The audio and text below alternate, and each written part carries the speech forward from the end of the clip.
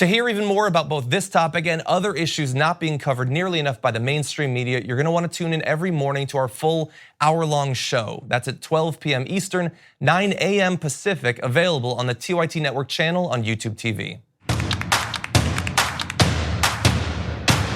Welcome back, everyone, to another Friday on the Damage Report. We are almost to the weekend, and yet at the same time, we still have a lot to get to. So much news. Some, having to do with the ongoing legal troubles of Donald Trump and literally everyone he's ever had any dealings with whatsoever. But also an update on John McCain. Later on in the show, we're gonna be joined by a congressional candidate who's rolling out a single-payer healthcare plan. She's running in Massachusetts' 3rd District. And this is Barbara L'Italienne coming back on the Damage Report. Her primary is coming up very soon, actually. But there's so much else as well. An awesome update on Duncan Hunter, the San Diego area congressman, the Republican, who is he and his wife are facing 60 charges of misusing campaign finance. He was interviewed by Fox, and the question of his wife came up, and you are gonna love what he had to say about that. Also, a bill on election security. How did it get killed? We're gonna talk about that. Joining me today in studio, Francesca Fiorentini is back in the studio. Hey, good to hear. How are you? I'm good. Whew, you're still here after this week. Yeah, we all are. Well, look, it's Friday. We try to lighten things up a little bit, and we do actually have at the very end of the show, we have some good news for you. So stick around for that. But you haven't been around the studio this week. No, I feel like the whole week's been good news. You've been traveling, and you've been working on a story about democratic socialism. Yes. So how did you greet all this legal news that's been coming up? With just like a lot of like toasting to my new 50-cent champagne that I bought of the rapper 50 Cent. I went out and bought really? Champagne. Yeah, he's got a new champagne. So I was like, listen, I love 50 and I have to support him. He's struggling, so no. Yeah, I mean, it's been insane and it's been great, and every single thing that we knew was going to happen is happening. And whatever you think of Mueller, and I think he's got a sordid history, but he's actually doing his damn job, and he's being pretty meticulous. And the fact that the discussions with Cohen and the deal he wasn't even debriefed, I guess.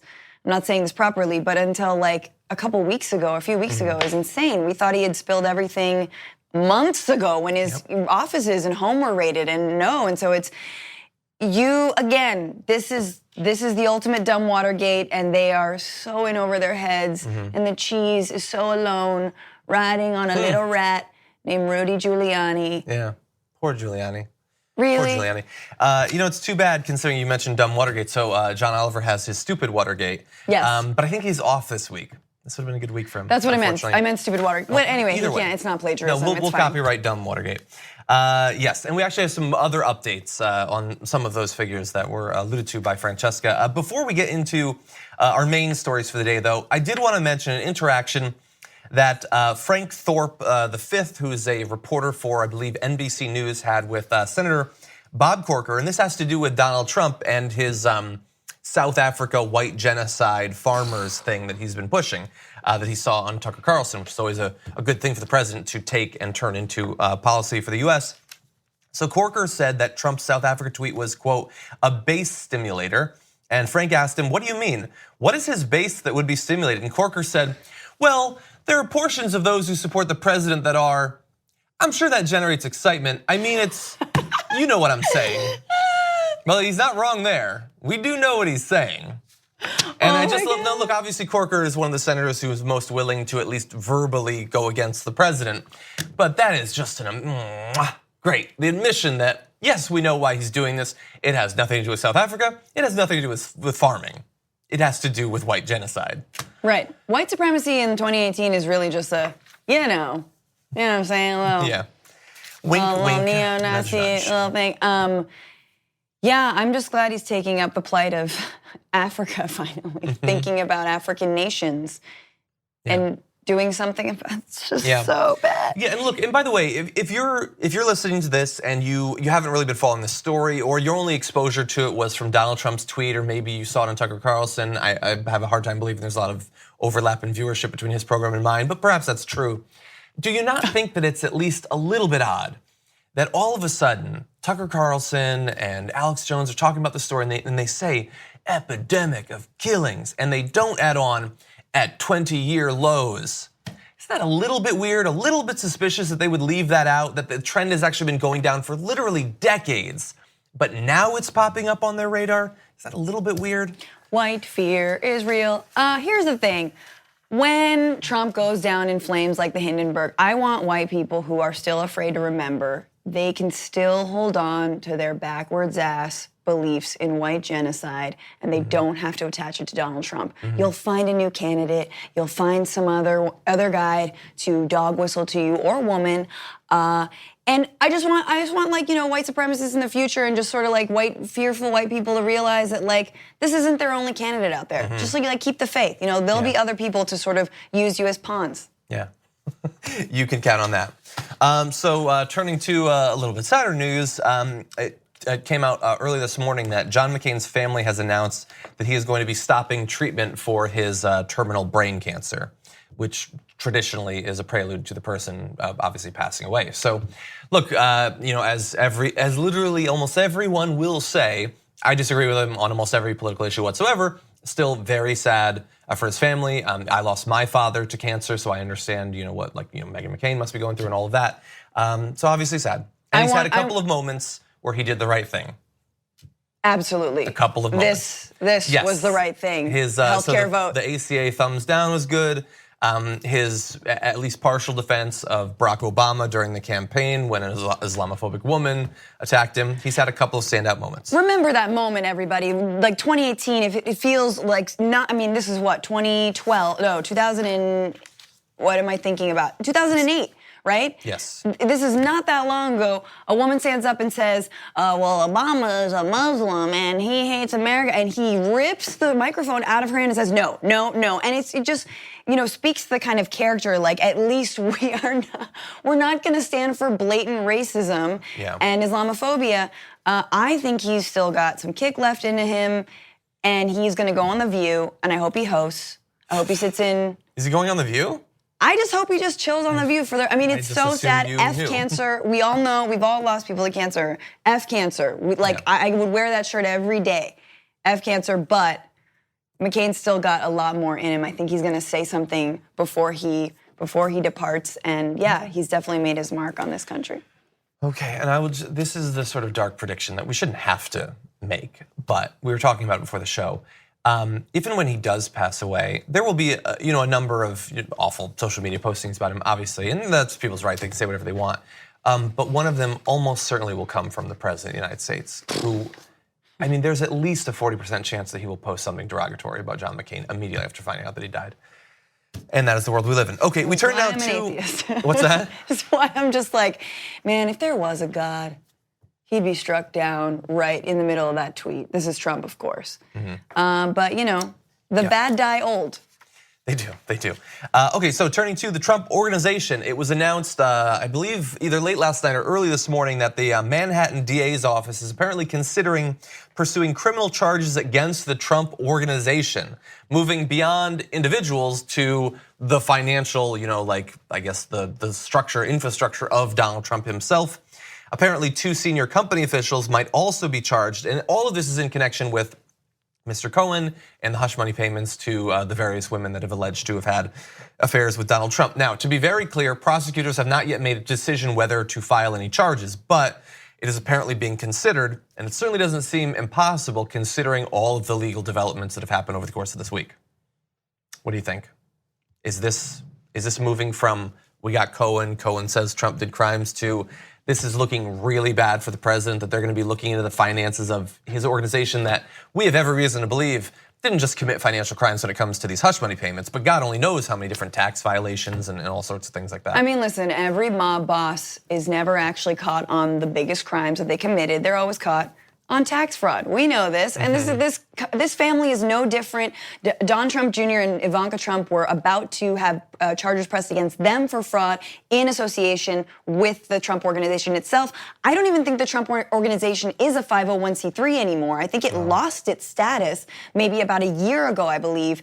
And I mean, they funneled money directly into paying off people that Trump was being sued by. Yeah. And they just paid him off. It's like, I never paid off anybody. Yeah, you did, dude. You just did it through your charitable organization. Yeah. And now you've lost that title. So yeah, I think there's more to come. The sweater is just unraveling. The emperor has an unraveling sweater. I don't want that image. But you mentioned that, the way that mobsters go down. I saw this morning, Dana Loesch said that they're trying to Al Capone Donald Trump. They couldn't get him for murder, so they're trying to take him down for tax fraud, which I love because in Dana Loesch's chosen metaphor, Donald Trump is a murderer and should be allowed to walk free. Thank you, Dana Loesch. I don't know what world we're in anymore. Yeah, it's wild times. But we do have to take our first break. When we come back, what would these charges against the Trump organization actually look like? And who else has been granted immunity? Major legal news for the president and his squad after this. Welcome back to the show. We're joined today in studio by Francesca Fiorentini. Always good to have you here. And we're talking about the Trump organization, its potential legal liability. If you're just tuning into the show, the concern that might generate a state-level investigation that is currently being mulled over by the state's DA's office. It has to do with the payments by Mr. Cohen for $130,000 to actress Stephanie Clifford because of the affair she said she had with Donald Trump. And apparently the new charges would center around whether the Trump organization falsified the representation of the payment made to Daniels, which is an interesting question. And since I have a feeling they didn't say, we're paying off a former adult film actress to not talk about the affair she had with Donald Trump, they probably did falsify it, if I had to guess, I think. Yeah. And apparently New York's Attorney General Barbara Underwood is also moving forward with state-level tax fraud charges against Michael Cohen, who has already pled guilty to similar federal charges. So at multiple levels, this is now continuing at the state level. But what's really interesting is stuff that's happened in the past 24 hours. So we had talked about David Pecker apparently being approached. This is on yesterday's show. David Pecker, one of Trump's, I guess, highest level media allies, I suppose, owns National Enquirer, obviously was involved in these hush money payments, and produced amazing coverage for Donald Trump on the National Enquirer in the run-up to the election. I saw one of their November 2016 covers was just Hillary Clinton. It was corruption, racism, crimes. Everything on the page was about her.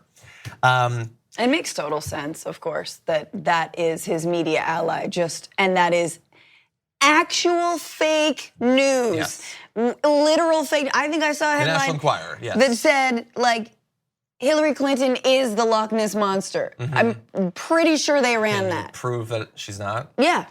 Whereas I saw the flippers. There you go. So he now has been granted immunity by the prosecutors looking at this case, that's obviously huge. Now, it also came out that the National Enquirer has a big safe where they keep information about these stories that they catch and don't release, I guess. Like a DuckTales safe? Exactly. Like And it's filled with just information about Donald Trump, but also other celebrities. I don't think that will get out, but they do have the information. So if Donald Trump did know about these payments, if Cohen couldn't prove it, which he probably could, David Pecker certainly could prove it.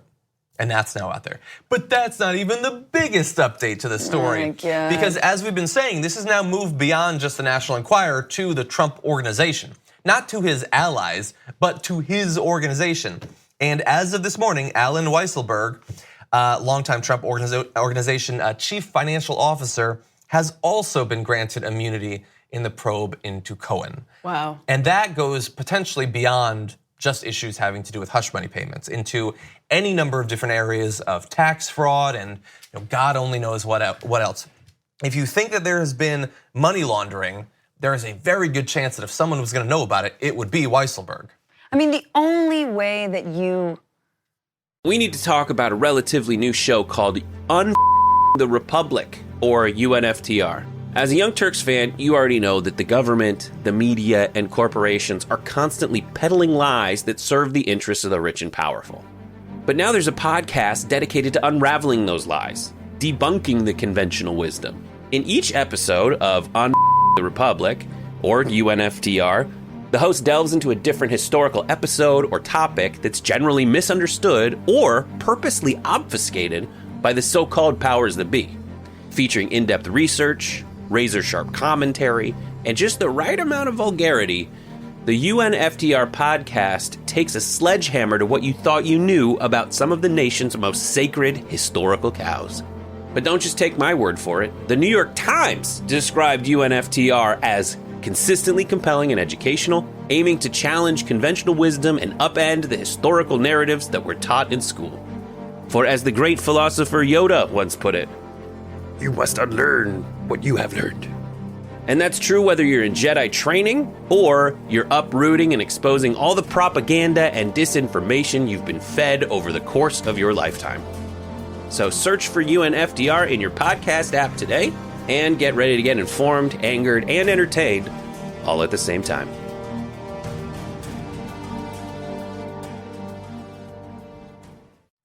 The only way that you flip on Donald Trump or you take a plea deal or you get immunity is what? If there is so much mounting and irrefutable evidence against you and that no amount of money that Trump could offer you or any prestige, which ultimately you were the one who facilitated in the first place, could ever, I mean, unless you're like a Trump-based diehard freak, who's gonna go to jail for decades for this, lying sack of ham.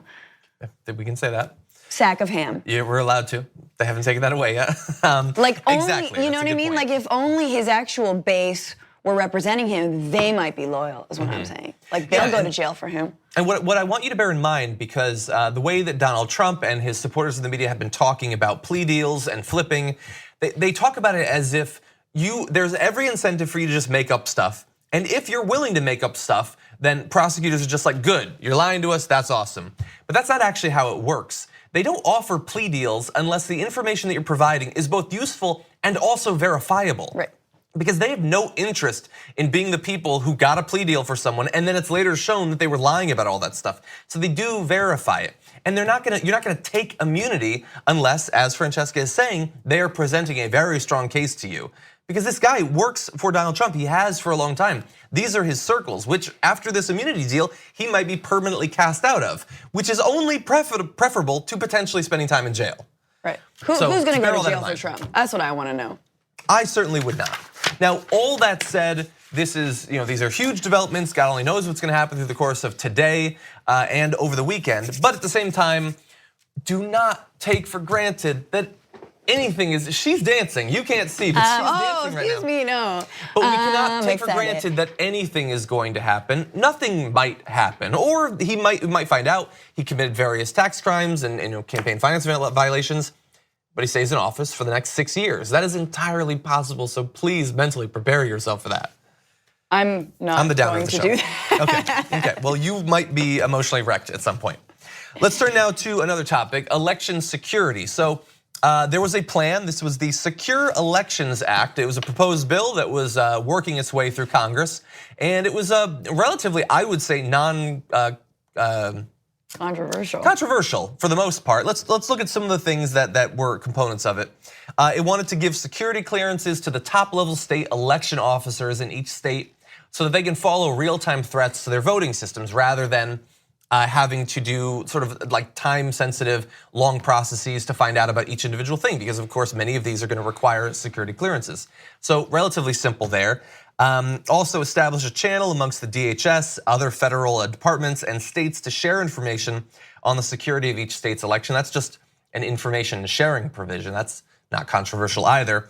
And then requires state audits after any federal election and incentivizes efforts to get states to purchase electronic voting machines that actually retain a paper record of each ballot. Because although it seems insane, some states use machines that do not provide for a paper ballot and thus cannot actually provide any reasonable verification of what actually happened in an election. So you don't get the receipt.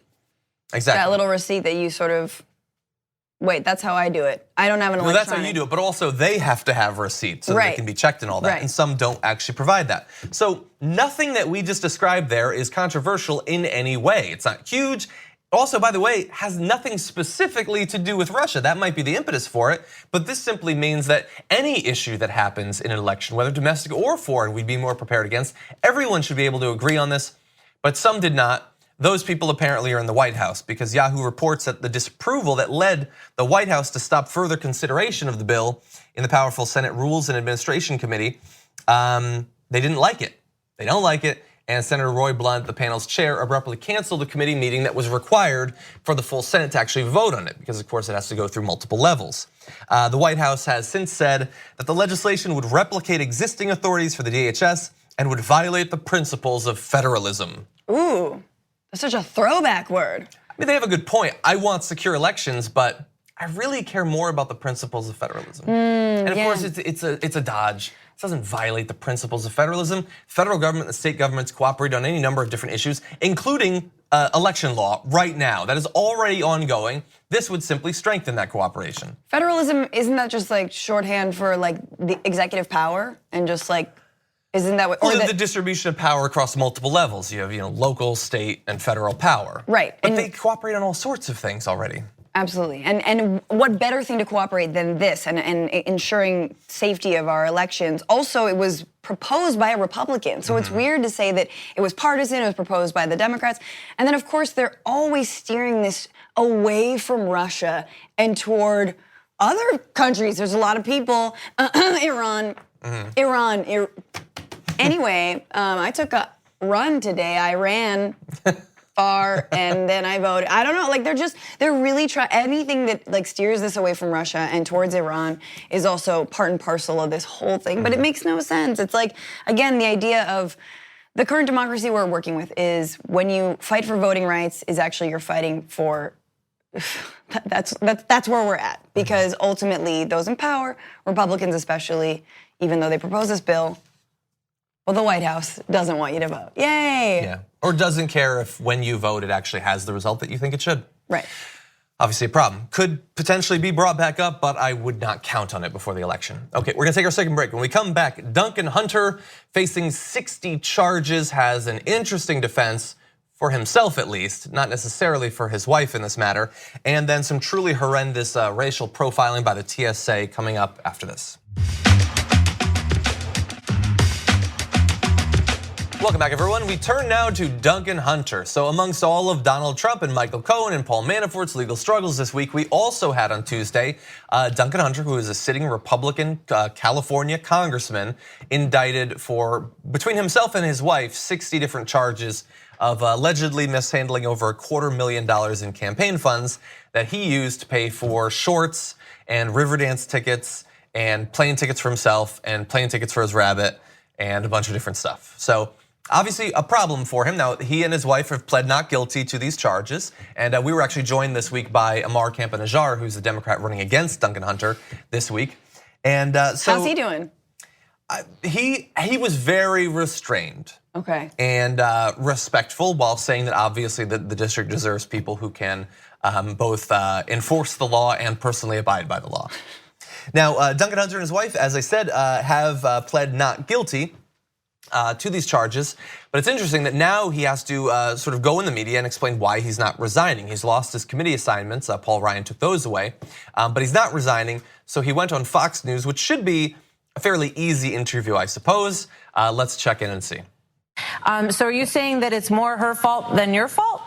Well, I'm saying when I went to Iraq in 2003, the first time I gave her power of attorney, and she handled my finances throughout my entire military career, and that continued on when I got into Congress, because I'm gone 5 days a week, I'm home for 2. So, and she was also the campaign manager. So whatever she did on that'll be looked at too, I'm sure.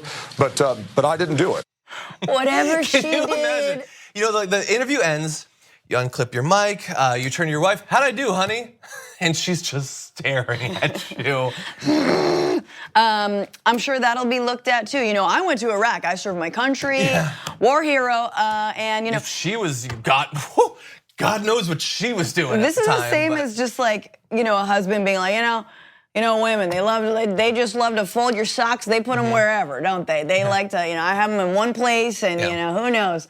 Like $250,000 later. Whew. To his credit, he did not literally say women be shopping. But yeah, he might as well have. Yeah, that's gonna cause some domestic problems and should. And by the way, she apparently has committed many crimes. Like, she's facing many charges as well. In some of the direct quotes we have, she was encouraging him to spend money on non-campaign related things, bragging about the family vacations they went on using campaign funds. So with the money. With the money. So his the wife, money and the bunny. The money and the bunny, because they brought the bunny along. And the bunny's name is Money. It's very confusing. I've taken many flights where the tickets were far less expensive than that bunny took. That seems ridiculous that we're talking about a bunny, but they literally bought a ticket for a bunny using campaign finance funds that they were given. And yeah, so this is not good for him. Now, it is still an incredibly Republican district. He was handed this seat effectively by his father, who had served as a congressman for that area. But if you not only have been telling all of the people who donating to you, so these Republicans are donating to you, I don't care about you, I'm gonna spend that money on steaks and shorts. Now also, screw my wife, I don't care about her either. He also admitted in that interview to saying screw the Navy.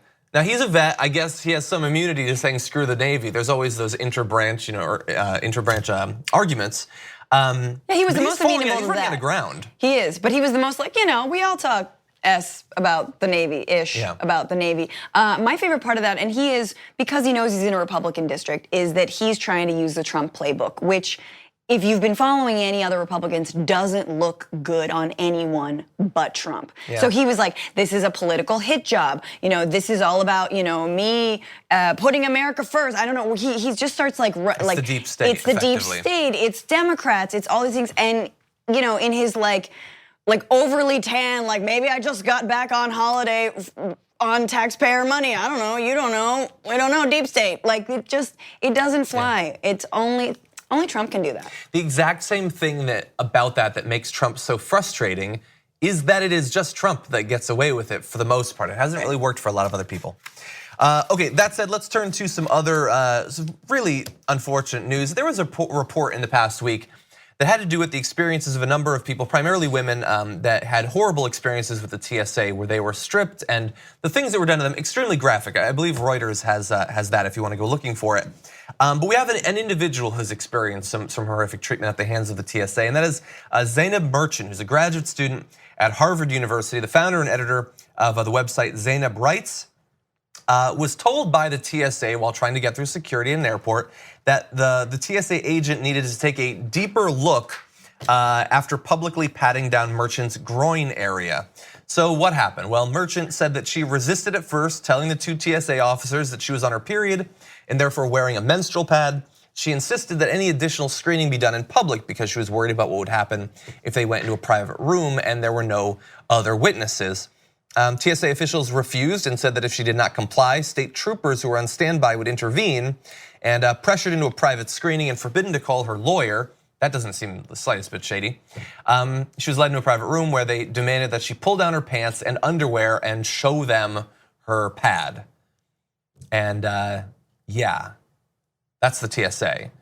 Yay. You have the state troopers waiting in the wings. You can't talk to your lawyer. Why? Why can't you talk to your lawyer? Hold me, I'm not going anywhere, I'm not doing anything, I can't talk to my lawyer. And so she acquiesced, she revealed her bloodied menstrual pad. And the thing is that this also fits into a pattern, not just in the wider sense in terms of how the TSA treats a lot of people, in particular people that are Muslim or they believe are Muslim, but she has been stopped by the TSA a huge number of times, and that is why the ACLU is trying to find out what this is about. Right. In one trip that she and her family took, she was stopped for this enhanced screening 10 times. What? 10 times in one trip. One trip, like there and back, round trip? Yes. How? I didn't know there were that many checkpoints to get to the Auntie Anne's pretzel. Yeah, like, exactly. What the hell? But so at one point, an explosives unit was called in to search her and her family. After having been screened by the TSA already, they brought in a team of dogs to search her and her bags. I don't know her. I don't know everything that she's done in her life, but she seems like a lovely person who speaks out on human rights and things like that. She's grad student in Harvard. Grad student at Harvard. Traveling with her family and gets humiliated like this over and over again. Here's the thing. Definitely she's on a list, and I know we're gonna talk about that, but honestly at this point, the only thing left to do is just be like, oh, how do you know it's like really blood though? Maybe you should just like, and take it off and just like, make them like just smell. Just like rub in your face. It hasn't yet gotten to that point. Rub down your. I'll pat you down, TSA agent, with my bloody pad. I would say that your relationship with the TSA is aggressive. Your strategy towards them is quite aggressive. I'm not on a list, but if anyone wanted to look at my pad, I'd be like, absolutely. And you have to smell it, and you have to lick it, and you have to make sure that it's blood. Look, to be fair, you are now on a list, I'm sure. I don't mind. I get pat down by the TSA all the time because I refuse to go through the, like radiation detector or like, the cancer giver screener that was actually a friend of the Bush family who even created those body scanner things. Anyway, so I let them pat me down, and then I just pretend like I really like it. Maybe you've been taken off the list because they don't want to go through that. Yeah. But look, here's the thing: the ACLU is trying to figure out what the deal is with her and the government. Is she on a list? We know that there are multiple lists. There are many Americans that, for seemingly no reason that we can figure out, are put on these lists and thus have to go through these sorts of checks literally every time they pass the TSA. And imagine, she's a grad student. Like, imagine if this was your experience every single time. People don't like having to check their bag. Imagine having to go through this and the pain of your family having to watch this, the suspicion. Everyone around you automatically assumes that you've done something. And there's no way to actually get on or off the list. They can't confirm or deny that you're on the list. They won't tell her whether she is on a list or not. They can't confirm or deny. And then, so if you don't know if you're on a list, how do you ever take steps to try to get off of it? She says she's applied for global entry. She's applied for, pre-check, all the things, and they deny her application every time. It's insane. Yeah, it's horrendous. This has been going on for a long time. Something actually needs to be done. Okay, we're gonna take another break. When we come back, State Senator Barbara L'Italian joins the show once again. She is running for Congress in the 3rd District of Massachusetts, recently rolled out a single-payer healthcare plan in the days remaining in that primary. She joins the show after this to tell us about that plan. In not too much longer, we've got obviously more primary elections across the country and then the big midterms. And the consequences in those midterms are not just about sort of like rebuking the president. They're also about opportunities for what can be done if we had more representative, perhaps more progressive representatives. And joining the Damage Report now, State Senator Barbara L'Italian, who's a congressional candidate, joins us to talk about some of those opportunities. Welcome to the show. How you doing? Good to have you back. Glad to be here. So you recently put forward a plan, a single-payer health care plan with a number of different components that you would like to see instituted if the Democrats retake the House, the Senate, and the White House as well. Could you tell us about that plan? Sure. Well, I have been supporting a single-payer plan for a very long time, over a decade here in Massachusetts. I was one of the folks that cast a vote for universal healthcare here in Mass, which was known as Romney Care, which eventually became the ACA. I think that we need to move towards a universal single-payer Medicare program, inclusive of a solitary prescription drug program, because I think that would be a way to force bulk purchasing to drive down the cost of prescription drugs. I'm hearing from people as I'm knocking on doors that are paying $700 for one medication every 3 weeks for treatment of cancer, and it's just wrong. So I think we need to work towards, a Medicare for all program. And I've the only one that's got the experience of having created an insurance mandate up here in Massachusetts. I was able to get medical insurance coverage as a mandate for kids with autism because my own son, even though I paid insurance, wasn't able to be treated for autism. It cost a lot of money out of pocket for me. And I know many other families either were paying for that or they were going without. So there's a real equity issue there. I want to go down and join the Medicare for All caucus. I want to, support and co-sponsor the bill that's been put forward in the House, which is 676. I want to get on the Energy and Commerce Committee to play an active role in all of this. And I just really want to use my experience as an effective legislator that's been able to solve problems up here by passing a lot of legislation that's been groundbreaking. So that I can, be part of the solution instead of part of the problem. And I really want to block every Trump administration attempt to try to stymie individual states that are trying to work towards single payer as well. So I want to talk to you a little bit about some interesting polling that I've seen in the past few days having to do with single payer. So there was a recent poll that showed obviously very high levels of support amongst Democrats, but even in that poll, 52% of Republicans supported some form of Medicare for all, which they did the analysis, and that is higher than the percentage of Democratic senators who currently support one form or another of single payer. So obviously, to get the Democrats to do this, part of it is having people like you elected into office for the first time. But once you're in there, you're in that caucus. How do you get more of those who've held office for some time to sign on? How do you move them closer to your position? Well, I have pretty good powers of persuasion. I mean, I've had great luck up here working on elder issues and on disability issues, and I've been able to convince a number of my Republican colleagues. A lot of the votes that I've had for things like sweeping Alzheimer's legislation signed into law by our Republican governor 2 weeks ago were unanimous bipartisan votes. I think we need to get down to the core of what the problem is, begin to try to talk to people wherever we can begin the conversation with them around why healthcare is such an essential human right and human need, and just figure out where the conversation can start with these folks and build it from there. Access to healthcare should never be a partisan issue. It's a human issue. And I've always approached it that way. And I've always tried to work with my Republican colleagues and figure out where can I best approach them and how can I be most successful. For some, it's, through the heart, by sharing examples and stories of people who have struggled and that need help from the government. For others, it's appealing to the sense of, cost and, making sense to rein down and rein in costs over the long run. I truly believe that every other industrialized country has made this happen. We can do the same. We've got a lot of money going out to overhead. We have Mass General here in Boston, over 450 employees in there, just to make sure that the hospital and the doctors get reimbursed.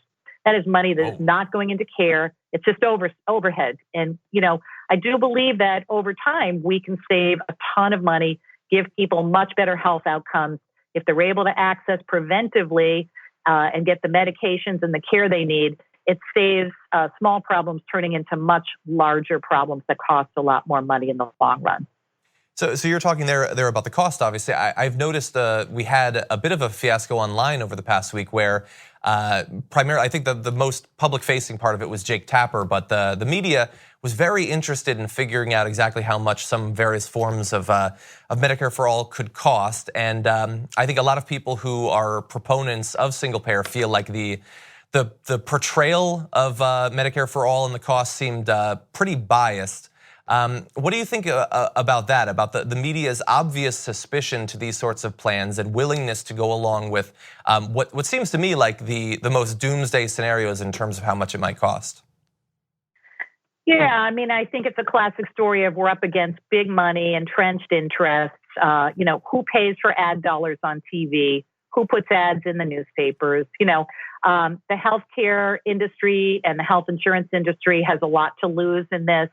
And they are desperately trying to, prevent or forestall major change that needs to happen.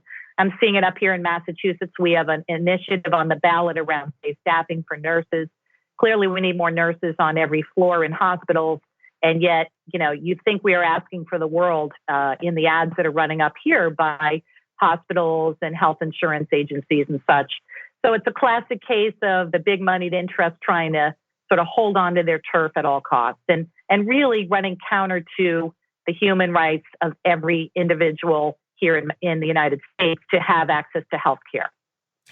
Well, look, I want to thank you for putting forward a big plan like this. Obviously, you've been talking mostly about things for your district, but I also like that you're looking forward to what can be done if the Democrats do actually retake national power. So thank you, Barbara L'Italienne, running in the 3rd District in Congress. Thank you for rejoining the show. My pleasure. Thank you. We're going to take a quick break. When we come back, though, CNN contributor reveals so much, not just about himself, but also about CNN. And then we will be closing out this week of the Damage Report with some good news coming out of Georgia after this.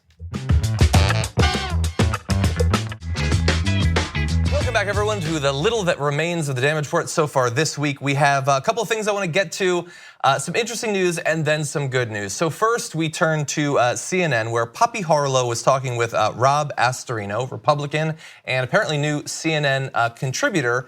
But that's not all he is. Let's turn now to the video to learn a little bit more about him and his relationship with CNN and politics.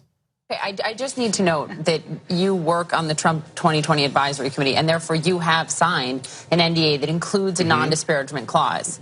So you can't really tell me then if I mean, you really don't believe the president's own words? He's a good guy. About Paul Are you talking Manafort? about Paul Manafort? Yeah. No, look, I've known people. Have you ever met somebody that you knew well or knew or worked with who did something wrong? Yeah, who did something wrong? That became a convicted felon. No, nor would I say after the fact that defrauded the American people, they're a good person. They could be a good person who did a bad thing. So look, the interesting thing about these contributors that they bring on, the one that I had the biggest issue with for a long time was Jeffrey Lord. Do you remember Jeffrey Lord? Of course, I remember Jeffrey Lord. Yeah, so he was the guy that would repeatedly say that the Democrats are the party of the KKK. Because that was at one point true, and nothing changed since then. Nothing historically, no realignments or anything like that. Nope.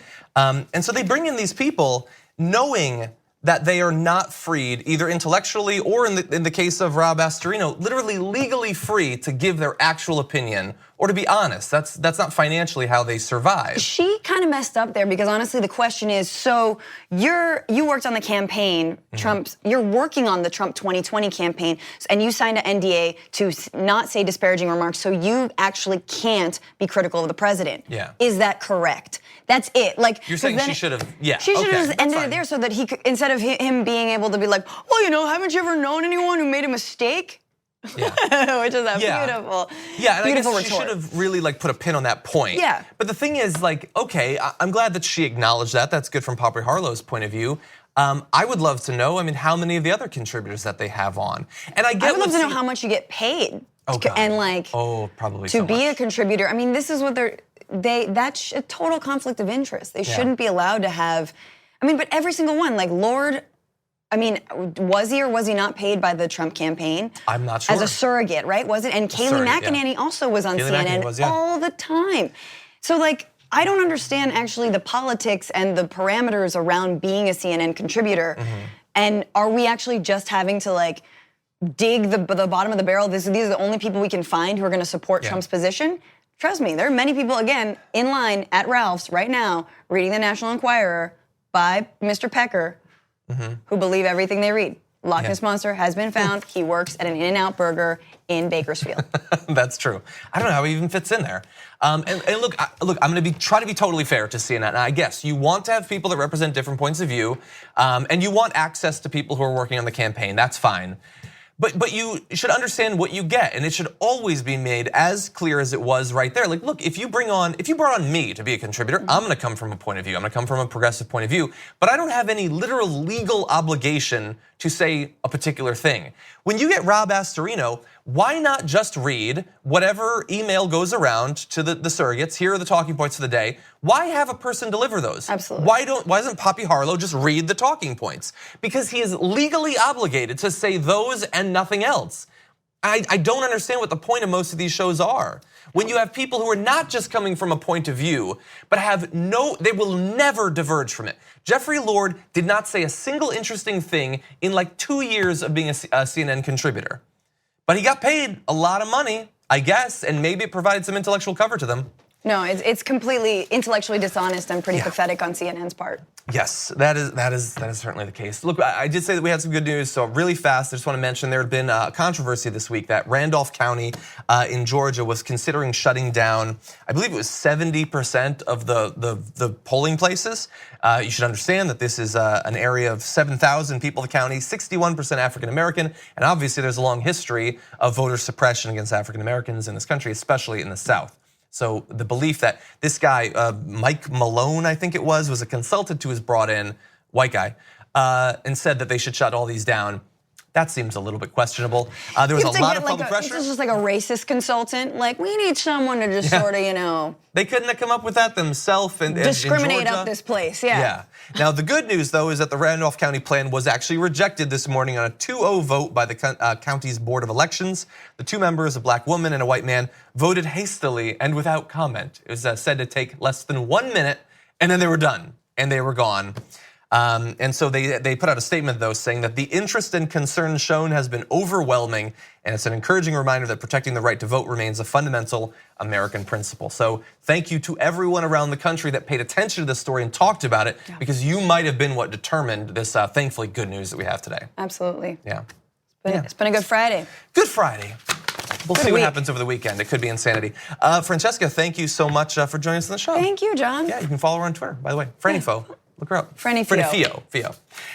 Okay, thank you for watching all this week. We'll be back with God only knows what developments, and we will see you Monday morning. To hear even more about both this topic and other issues not being covered nearly enough by the mainstream media, you're going to want to tune in every morning to our full hour-long show. That's at 12 p.m. Eastern, 9 a.m. Pacific, available on the TYT Network channel on YouTube TV. Thanks for listening to the full episode of The Damage Report. Support our work, listen ad-free, access members-only bonus content, and more by subscribing to Apple Podcasts at apple.co/TYT. I'm your host, John Adarola. I'll see you soon.